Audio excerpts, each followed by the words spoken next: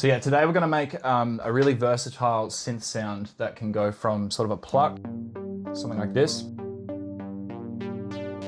to something more of like a sustained synth sound, something like this. We're going to be using Serum 2. Let's get into it. Start with a normal sawtooth. I'm going to lower that down by 1 octave. And we're going to add in a sine wave on top of that. Now just kind of up the unison. Blend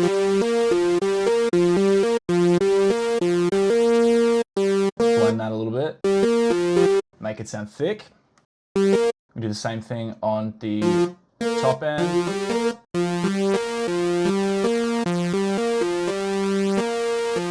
Now that's sounding really harsh, so we're going to want to put in a low pass filter just while we're working with it, just to dampen it and so it's not as intense.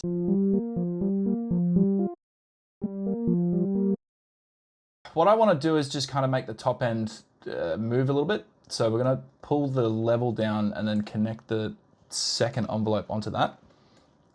Put up some release. And now whenever I'm playing, it's just going to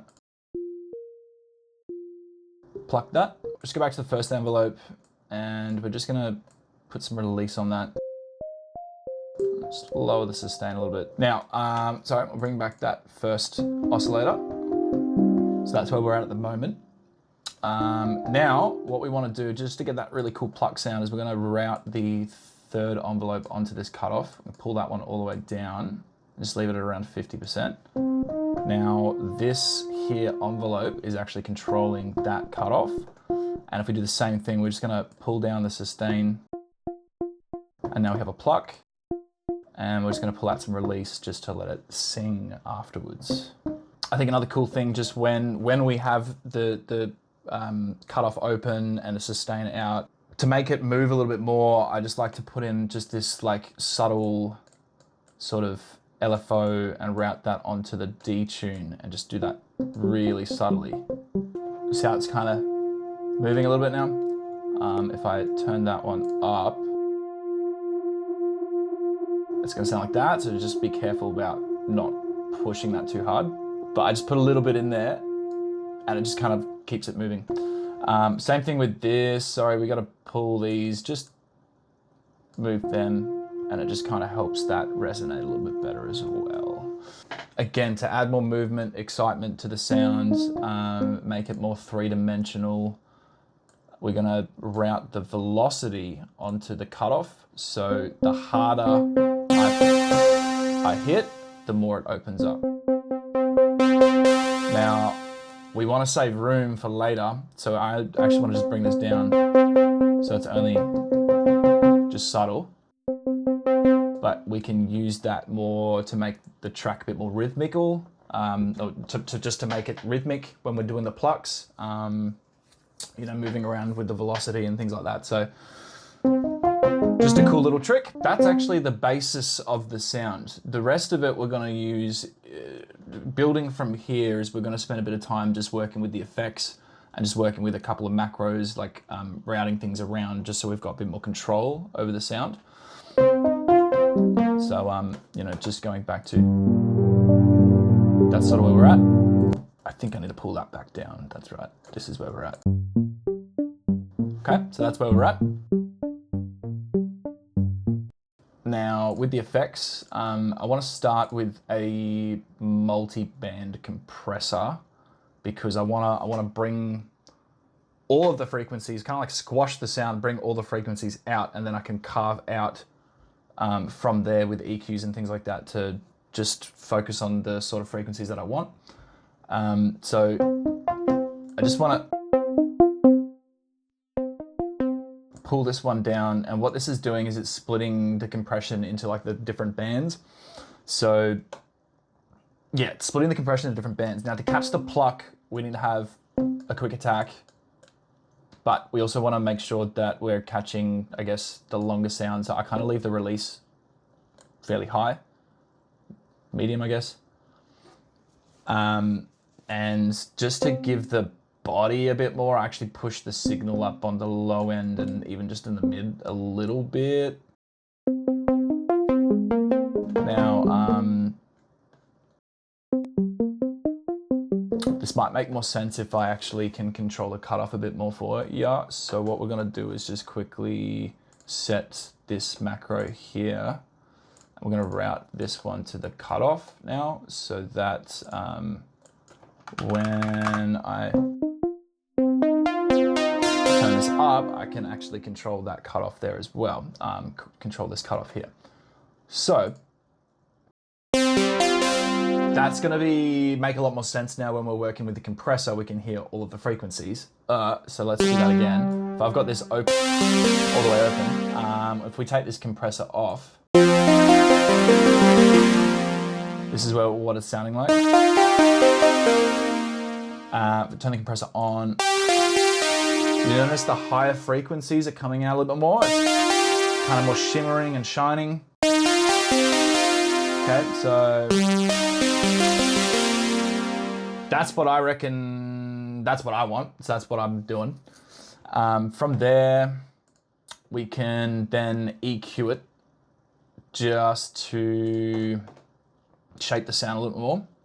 So we're going to pull down the low end entirely, just to focus on the top end, because then we can keep room for the basses and the subs and all of that kind of cool stuff for the track, right? So yeah, keep it around there. Same with the top end. I'm just remove the resonance, push this up.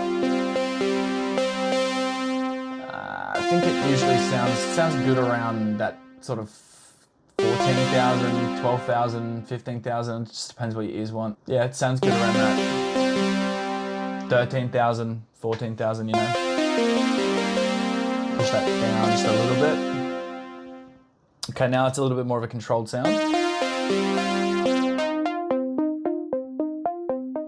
No cutoff. All right, now again, add more color to the sound. So I'm just going to put in a not a compressor. We do not want to do that. We're going to put in just to add a bit more color to the sound. We're going to put in a chorus. And I usually just like to match this to the BPM. I'm sticking on around with the 8 bars. Just light. You know. And I just want it subtle. I'm not putting it massively in the mix. It's just, again, just to add a little bit of color. So I'm just going to turn the mix down.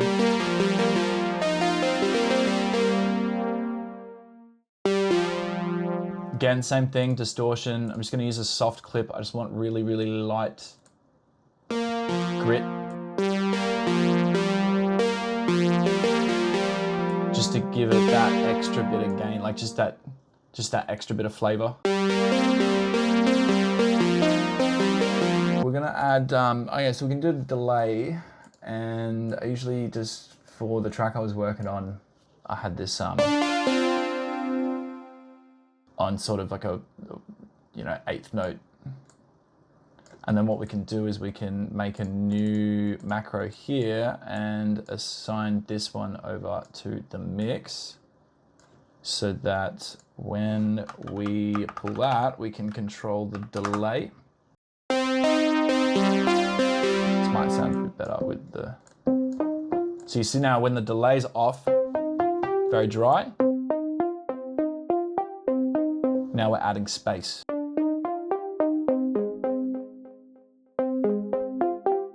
And we can finish up with a bit of reverb. Just some plate reverb, just because if you want to have it like sounding bigger and with the bigger tails, then you can use the hall reverb, but I'm just using the plate just to make it shimmer a little bit.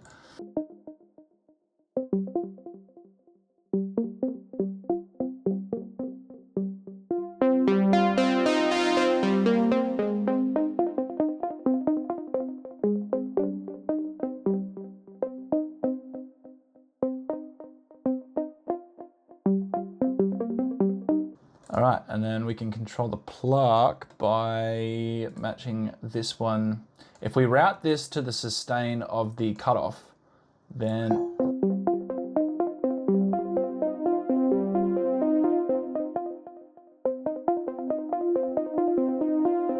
it removes that pluck sound that we created at the start.